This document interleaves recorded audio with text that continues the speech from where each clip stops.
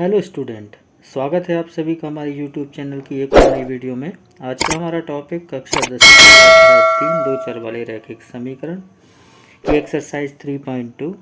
यहाँ पर हम आलेखीय विधि को समझने वाले हैं कि आलेखीय विधि के प्रश्नों को हम कैसे हल करेंगे। कुछ प्रश्न हमने यहाँ लिए हैं जो परीक्षा के दृष्टिकोण से महत्वपूर्ण हैं। चलिए हम अपने प्रश्न पर चलते हैं। प्रश्न पे जाने से पहले यदि आपने हमारा चैनल सब्सक्राइब नहीं किया उसे सब्सक्राइब ज़रूर करें। चलिए प्रश्न पर।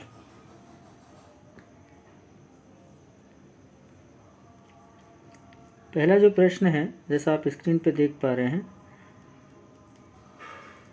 प्रश्न क्रमांक 1। क्रिकेट टीम के एक कोच ने 3900 में 3 बल्ले तथा 6 गेंदें खरीदी। बाद में उसने एक और बल्ला तथा उसी प्रकार की 3 गेंदें 1300 में खरीदी। इस स्थिति को बीजगणितीय तथा ज्यामितीय रूपों में व्यक्त कीजिए। तो इसके लिए पहले हमें दो जो चर हैं उनकी पहचान करनी है और चरों की पहचान के उपरांत हमें उन्हें समीकरण के रूप में बदलना है। तो पहली शर्त के अनुरूप हम पहला समीकरण बनाएंगे, दूसरी शर्त के अनुरूप हम दूसरा समीकरण बनाएंगे।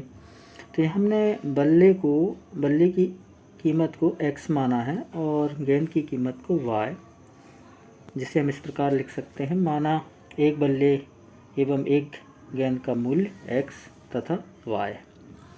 इसके अनुरूप हम समीकरण तैयार करते हैं। तो 3 बल्ले अर्थात 3x, 6 गेंदें अर्थात 6y। तो हमारा समीकरण हो जाएगा 3x धन 6y बराबर 3900। ये पहली शर्त से है। दूसरी शर्त पर हम देखते हैं, एक बल्ला तथा उसी प्रकार की 3 गेंदें अर्थात x धन 3y। तो हमारा दूसरा समीकरण हो जाएगा x धन 3y बराबर 1300। पहला जो समीकरण है, इस समीकरण को हम थोड़ा सा और व्यवस्थित कर लेंगे। 3 से हम पूरे समीकरण को डिवाइड कर देंगे तो हमें मिलेगा 3 से 3 हुआ तो x बचेगा, 6 को 3 से करेंगे तो 2y बचेगा और 3 से 3900 करेंगे तो 1300 बचेगा। अर्थात हमारे दोनों समीकरण हो जाएंगे x धन 2y बराबर 1300 एवं x धन 3y बराबर 1300। ये दो समीकरण हमारे बनेंगे। ये हमारा बीजगणितीय रूप होगा। इसको हम आलेखीय विधि पर लेकर चलते हैं। तो उसके लिए हमें इन दो समीकरणों से x या y का किसी एक का मान हम यहाँ प्राप्त कर लेते हैं। तो हम पहले समीकरण को लेते हैं। यहाँ समीकरण x धन 2y बराबर 1300। तो पहले हम x का पक्षांतर इस ओर करते हैं, हम y का मान यहाँ प्राप्त करने जा रहे हैं। तो x जो कि धनात्मक है इस तरफ आएगा तो ऋणात्मक हो जाएगा, अर्थात हमें मिलेगा y बराबर 1300 ऋण x। और चूँकि 2 से y का गुणा हो रहा था, 2 का पुनः पक्षांतर होगा तो ये हो जाएगा 1300 ऋण x बटे 2, अर्थात ये y का मान हमें यहाँ मिल जाता है। इन दोनों x और y के मानों को हम व्यवस्थित करने के लिए यहाँ पर हम एक टेबल बनाते हैं जिसमें x और y अर्थात x के जो मान हैं उन मानों को हम अपने समीकरण अनुसार हम मान लेते हैं और उनके अनुरूप समीकरण से हमें y का मान मिल जाता है। अर्थात जैसे हमने यहाँ पर x बराबर 300 माना हुआ है, तो हम 300 x के स्थान पर रखते हैं। तो 1300 से 300 माइनस हुआ तो 1000 बचा और 1000 में 2 से भाग दिया तो हमें आ जाता है 500। इस तरह y का मान हमें मिल जाता है। यदि हम x का मान 500 रखें तो 500 माइनस होगा तो 800 और 800 में 2 से भाग देंगे तो 400। इस तरह हमें 2x के और 2y के मान मिल जाते हैं। कम से कम हमें 2 मान प्राप्त करने होते हैं। आगे बढ़ते हैं। अब हम समीकरण 2 को ले लेते हैं। समीकरण 2 को x धन 3y बराबर 1300, तो पूर्व समीकरण एक अनुसार इसको भी हम y का मान निकाल लेते हैं। तो 1300 ऋण x और 3 से विभाजित हो जाएगा बटे 3।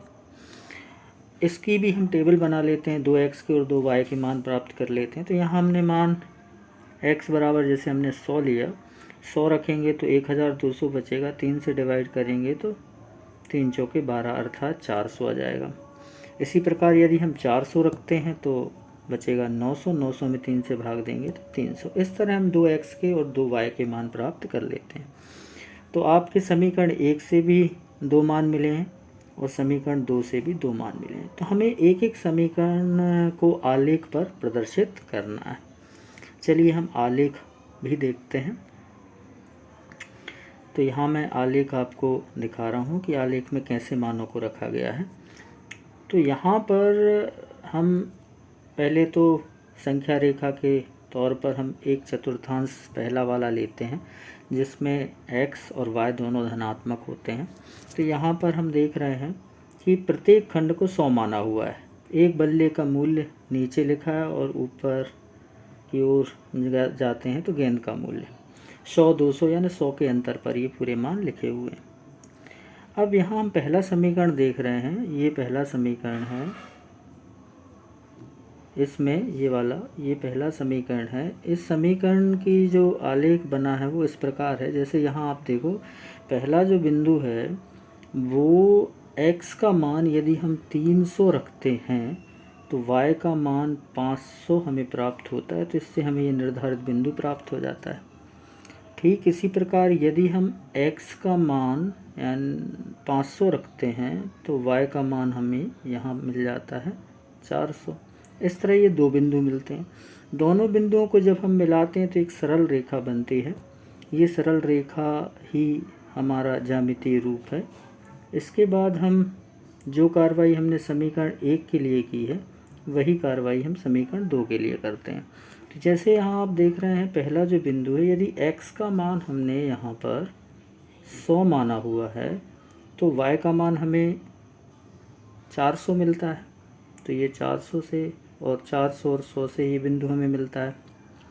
ठीक उसी प्रकार यदि x का मान हमने 400 माना है तो y का मान हमें 300 मिलता है। तो ये 300 और 400 से ये बिंदु हमें मिलता है। इन दोनों बिंदुओं को हम मिलाते हैं तो एक और सरल रेखा हमें मिलती है। तो इस तरह ये इनका ज्यामितीय निरूपण हो जाता है। इस प्रश्न में केवल हमें ज्यामितीय निरूपण ही करना है।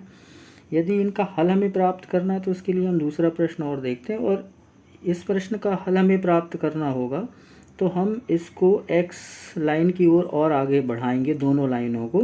तो ये x अक्ष पर कहीं प्रतिच्छेद करेंगे तो वो हमारा आंसर होगा। चलिए हम दूसरे प्रश्न को समझेंगे तो आपको आसानी समझ में जाएगा।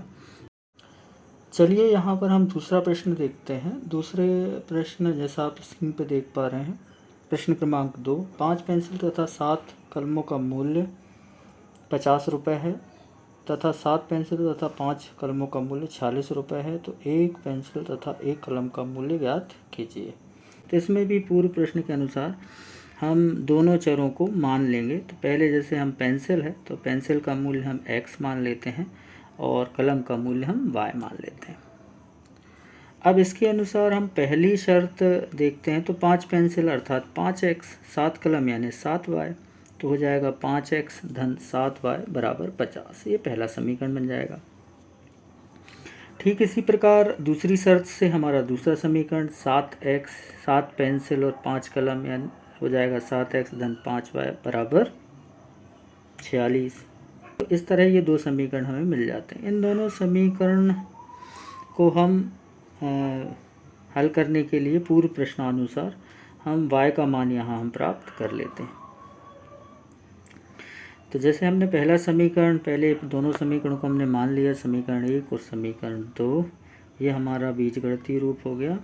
इसको हल करेंगे तो ज्यामितीय या ग्राफीय निरूपण के लिए तो हम पहला समीकरण लेते हैं। तो पहले समीकरण में हम 5x का पक्षांतर इस तरफ करेंगे और बाद में 7 का भी कर देंगे। तो ये हो जाएगा 50 ऋण 5x और y के साथ जो 7 का गुणा हो रहा है उसका भी पक्षांतर हम करते हैं।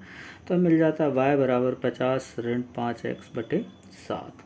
तो पूर्व प्रश्न के अनुसार टेबल हम फिर बना लेते हैं। तो x के मानों को हमें मन से रखना है, अर्थात प्रश्न के अनुसार हमें रखना है, और y का मान उस x के अनुरूप हमें प्राप्त होगा। तो हमने पहले जमा लिया। जैसे हम x का मान 3 रखते हैं, यहाँ जब हम 3 रखते हैं x के स्थान पे तो हमें 5x है तो 5 3 15, 15 50 में से 15 घटा तो 35, 35 में हमने 7 से भाग दिया तो 5। इस तरह y का मान हमें क्या मिल जाता है, 5 मिल जाता है। ठीक इसी प्रकार हम दूसरा देख लेते हैं। यदि हम ऋण 4 रखते हैं तो ऋण 4, 4 पंजे 20, 20 चूँकि ऋण से ऋण का गुणा होगा धन, तो 50 से 20 जुड़ेगा 70, 70 7 का भाग दिया तो हमें 10 मिलेगा। इस तरह ये 2 मान हमें x के और 2 मान हमें y के प्राप्त हो जाते हैं। ठीक इसी अगले समीकरण को हल करते हैं। तो अगले समीकरण को हल करने के लिए हम प्रक्रिया वही रखेंगे। यहाँ पर हम पक्षांतर कर लेंगे और y का मान प्राप्त करेंगे। तो y बराबर हमें 46 ऋण 7x बटे 5 मिलेगा। फिर 2x के मान हम मान लेंगे, जैसे हमने 3 माना है तो y का मान यहाँ 3 रखने पे 7 या 21 घटाया, 21 घटाने पे हमें मिलता है 25, 25 में 5 का भाग दिया तो 5। ऋण 2 रखते हैं तो हमें 12 मिलता है। इस तरह हमें 2 मान प्राप्त हो जाते हैं, 2x के और 2y के। इनका जब हम निरूपण करेंगे पूर्व प्रश्नानुसार, तो निरूपण हम देखते हैं। तो हमें यहाँ पर हमने नीचे पेंसिल का मूल्य ले लिया है और ऊपर की ओर हमने कलम का मूल्य ले लिया है। अब यहाँ आप देख रहे हैं पहला जो समीकरण है वो समीकरण हमारा ये है 5x धन 7y, ये समीकरण ये पहला है। तो यहाँ हमने दोनों मानों को रखा, जैसे पहला मान इसका 3 और 5 था तो 3, 5, 3x का मान और y का मान 5 यहाँ रख दिया हमने। तो ये पहला बिंदु हमें मिल गया यहाँ। फिर दूसरा बिंदु हमें मिलता है ऋण 4 और 10, तो ऋणात्मक 4 हमें यहाँ मिलता है इस प्रकार और 10 हमें ये मिलता है, तो ये बिंदु मिलता है। इन दोनों बिंदुओं को मिलाने पर एक सरल रेखा हमें मिलेगी। ये फिर इसी प्रकार हम दूसरा समीकरण हल करते हैं, दूसरे समीकरण के मानों को रखते हैं। तो पहला ही मान सेम है 3 और 5, तो 3 और 5 ये हमें यहीं के यहीं मिलेगा। और ऋण 2 और 12 हम रखते हैं, तो ऋण 2 और 12 यहाँ हमें प्राप्त होता है। इन दोनों को मिलाते हैं तो हमें फिर से एक सरल रेखा मिलेगी। समीकरण 1 के लिए एक सरल रेखा और समीकरण 2 के लिए एक और सरल रेखा। ये दोनों सरल रेखाएं किसी एक बिंदु पर जाकर प्रतिच्छेद कर रही हैं, वो है 3 और 5। जहाँ पर ये प्रतिच्छेद कर रही हैं वही हमारा आंसर होगा। अर्थात यहाँ हम देखते हैं x बराबर हमें 3 मिल जाता है, y बराबर हमें यहाँ 5 मिल जाता है। अर्थात दोनों समीकरण में x की वैल्यू हमें 3 मिलेगी और y की वैल्यू हमें 5 मिलेगी। चूँकि x क्या था, x एक पेंसिल का मूल्य था, तो पेंसिल का मूल्य 3 रुपये मिलेगा और एक कलम का मूल्य हमें कितना मिलेगा, 5। इस तरह हम आलेखी विधि का उपयोग करके हम किन्हीं भी प्रश्नों को हल कर सकते हैं। थोड़ा सा इसको सावधानी से आप समझेंगे तो आप और भी इसी प्रकार के प्रश्नों को हल कर पाएंगे। धन्यवाद।